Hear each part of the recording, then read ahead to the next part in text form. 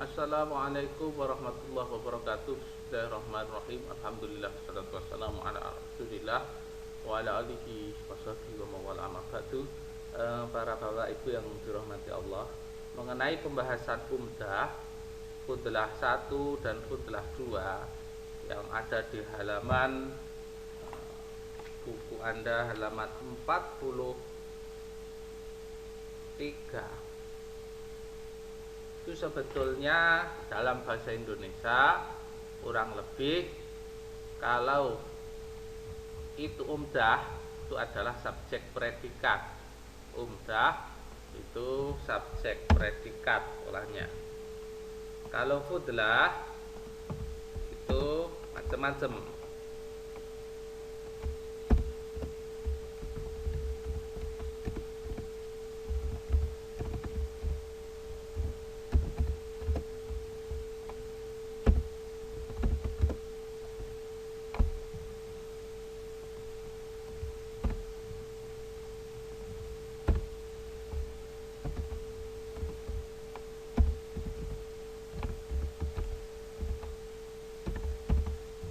Jadi umdah ini struktur subjek predikat dalam bahasa Arab.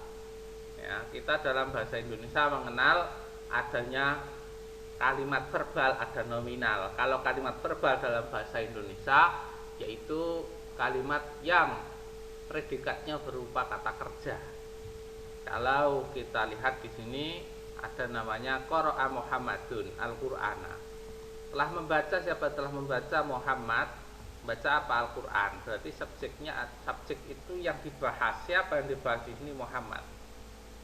Informasinya ngapain? Itu membaca. Nah ini kalau dia predikatnya berupa kata kerja seperti qara'a, membaca seperti ini, maka dalam bahasa Arab ini disebut jumlah fi'liyah. Ya, kalimat yang predikatnya berupa kata kerja. Subjeknya kalau dia berupa kata kerja wajib setelah fi'il tersebut. Ini memang khas dari jumlah fi'liyah. Nah, yang umdah itu dua ini, yaitu fi'il dan fa'il. Fi'il ini predikat, sedangkan fa'il ini adalah subjek. Maf'ul bi ini masuk fudlah. Ya.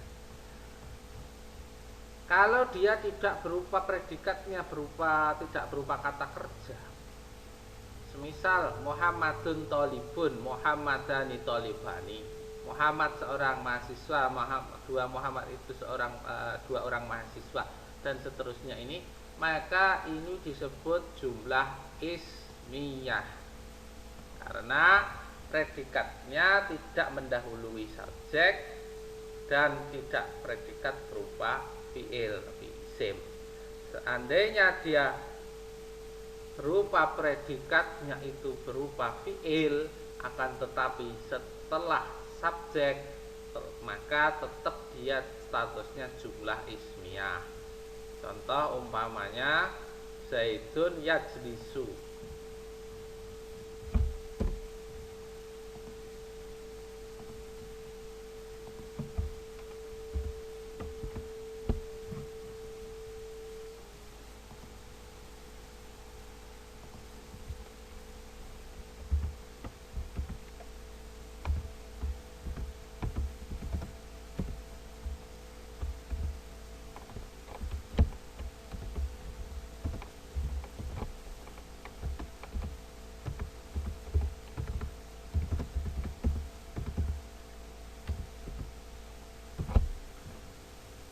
Zaidun yajlisu alal kursi.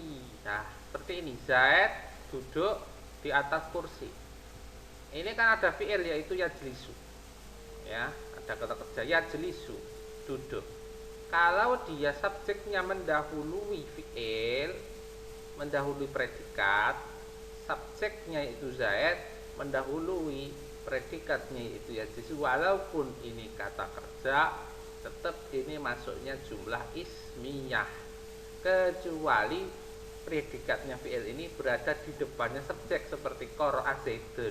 Zaidnya subjeknya diakhirkan, maka ini masuk jumlah fi'liyah. Nah, ya. Ini hanya pola dari subjek predikat saja sebetulnya jumlah ismiyah atau fi'liyah itu.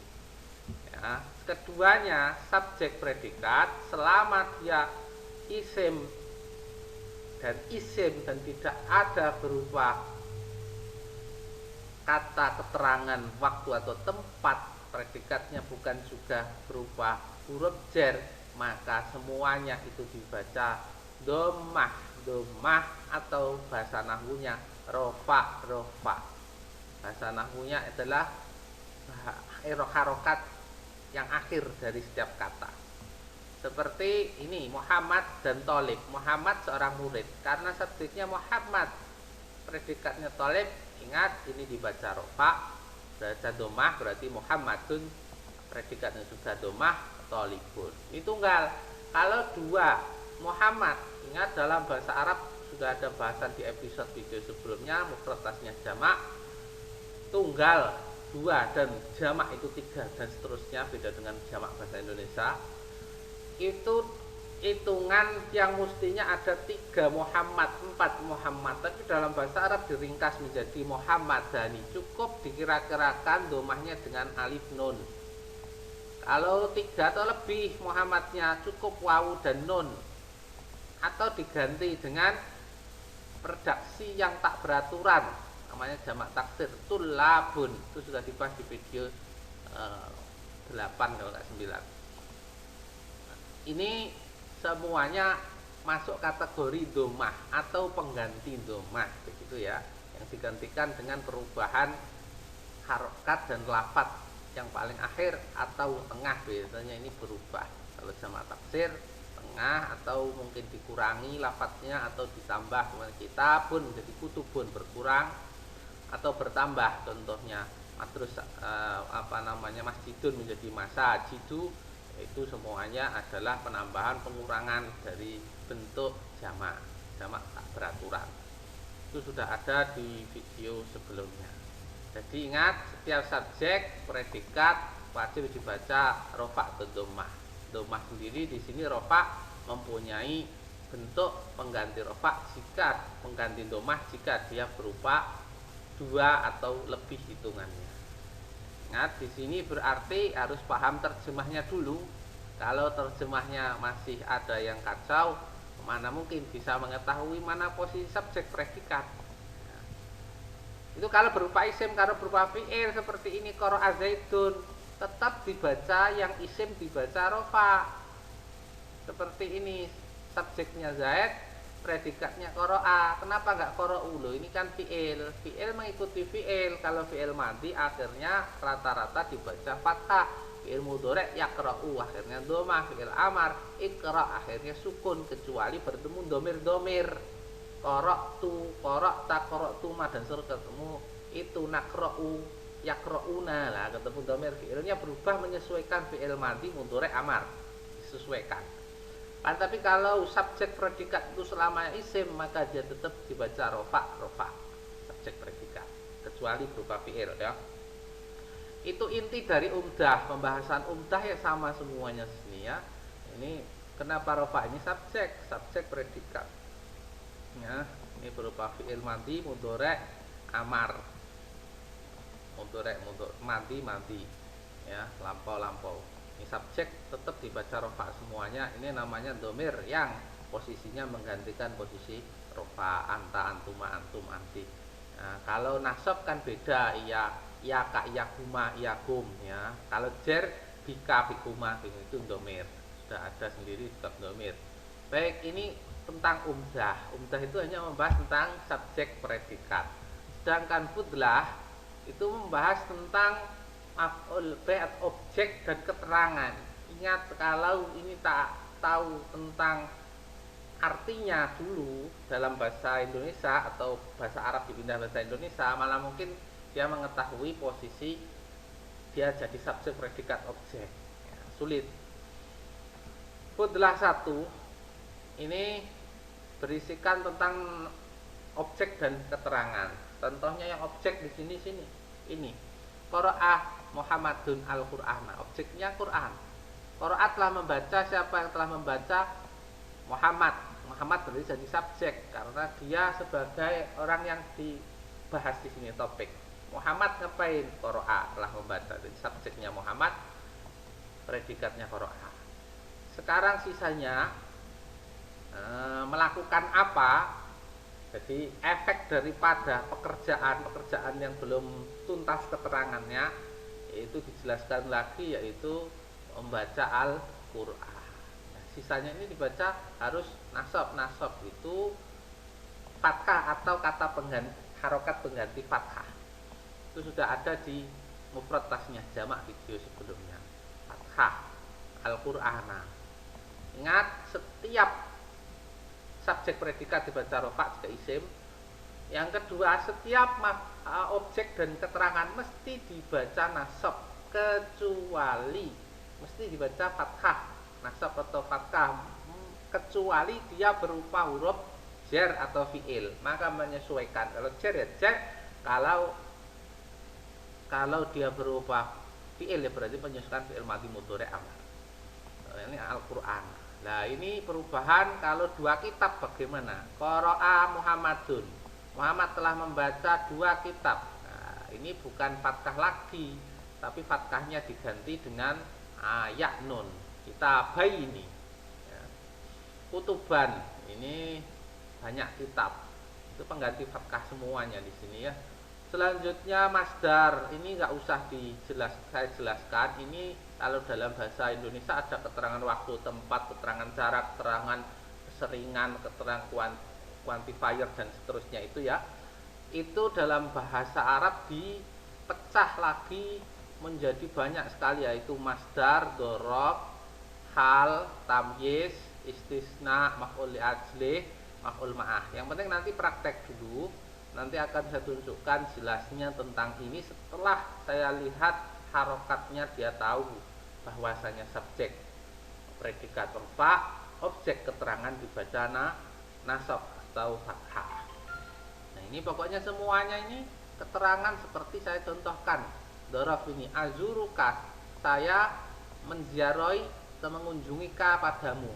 Ini sudah subjek predikat objek. Gudwatan, pagi-pagi bener, berarti gudwah ini keterangan waktu. Nah, ini antara maf'ul bih dan antara objek dan keterangan dibaca nasab. Ka ini sudah nasab. Domir yang nasab itu harus hafal lebih dahulu. Nah, maka saya anjurkan untuk sering praktek terjemah dan bab video 1 sampai video 8 itu harus benar-benar menguasai dulu, karena itu isinya nanti ada domir-domir yang memang harus kuat sekali pemahamannya di situ. Jadi kalau itu ada lengah sedikit, maka di bab 10 atau di video 10 ini 8, 9, 10, 11 akan kacau semuanya. Seperti ini. Jalastu berarti saya telah duduk. Tu ini adalah pengganti ana. Jalastu, saya telah duduk. Berarti sisanya karena sudah ada subjek predikat, sisanya baca nasab. Amama saiki, amama. Baik, ini untuk yang pertama, yaitu tentang pertama dan kedua yaitu tentang umdah dan butlah 1. Umdah yaitu subjek predikat, butlah 1 tentang objek dan keterangan. Objek keterangan dibaca nasab kecuali keterangan yang berupa huruf jar dan fiil. Sedangkan subjek predikat dibaca rofa kecuali subjek predikat berupa fiil atau huruf jar, menyesuaikan.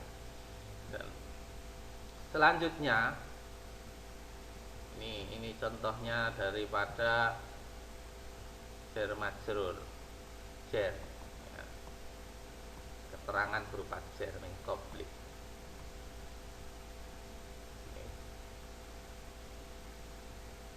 Enggak usah saya jelaskan. Kemudian idhofah 2 atau AB ini yang disebut dengan frase atau kata majmu'. Kata majmu', ingat saya contohkan tadi begini. Ini kan sudah selesai. Subjek, predikat, objek, keterangan sudah selesai. Lah terusan butlah kedua ini untuk apa? Baik. Kata itu ada yang tunggal, ada kata yang majmu', lebih dari satu. Contohnya Zaidun. Zaidun ini tunggal. Subjek tunggal. Zaidun yajlisu alal kursi. Zaid duduk di atas kursi. Ini tunggal. Beda halnya kalau saya tambahi menjadi Zaidun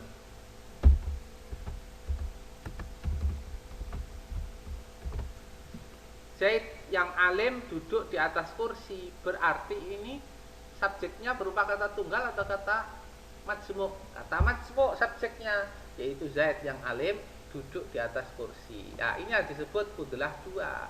Fudlah dua itu semuanya mengikuti subjek atau predikat atau objek atau keterangan, mengikuti harokat akhir dari itu, kecuali idhofah yang dibaca kasroh. Ini ya, seperti ini. Al-alimu mengikuti Zaid karena dia majmuk atau jamak atau berkumpul dengan Zaid. Dia bisa berposisi majmuk, berkumpul di subjek, berkumpul di predikat, objek, keterangan. Maka saya contohkan di sini.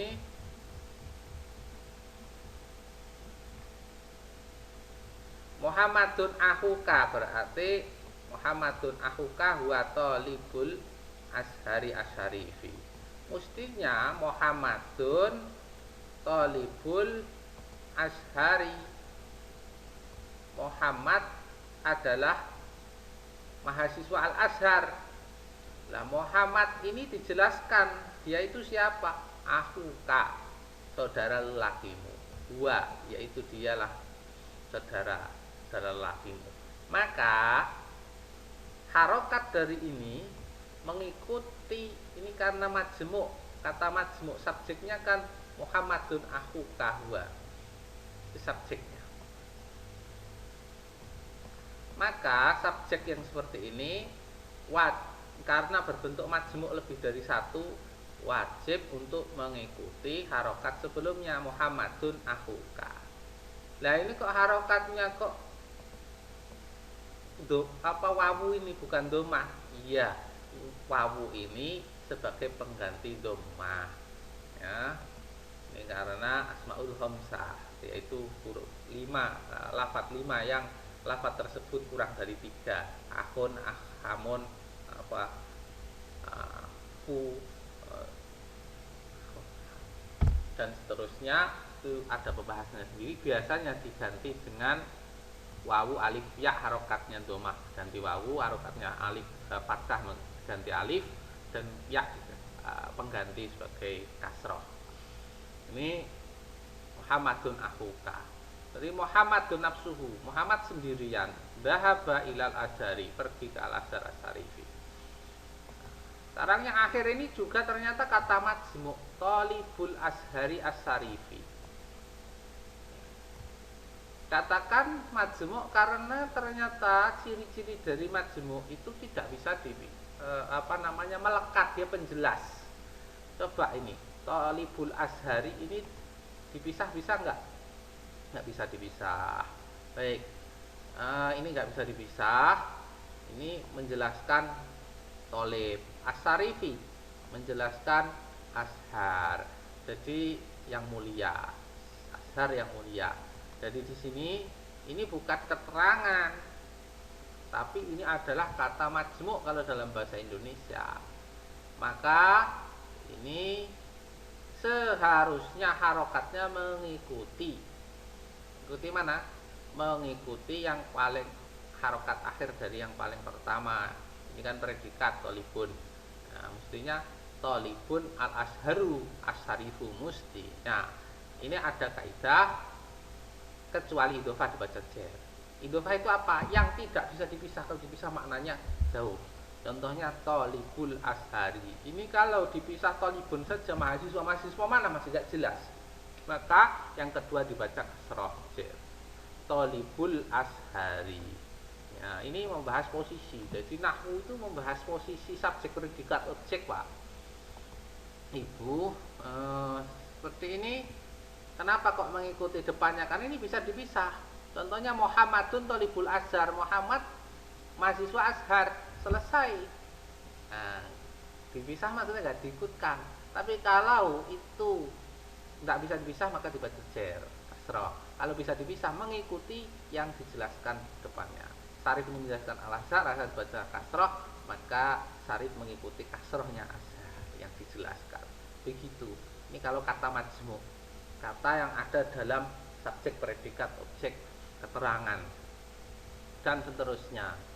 Ya, itu kalau majmu ini sudah ada. Itu kalau dari segi makna seperti itu. Kalau dari segi lafadz, ya bisa dua cara mengetahui kata majmu, ya, yaitu dengan makna seperti tadi itu, ataupun dengan lafadz nakirah ma'rifat ghairu sifat, disingkat nama gosi. Ini sudah ada keterangannya di bawah. NB, na itu nakirah, ma ma'rifat gosi ghairu sifat, si berarti sifat. Keterangan nakirah ma'rifat ghairu sifat itu sebetulnya sudah ada di bab-bab awal tentang isim fi'il harf. Ya, kalau di apa namanya itu video itu antara di bab video 4 kalau nggak 5 itu. Kalau di buku Anda bisa cek tentang nakirah ma'rifat itu pada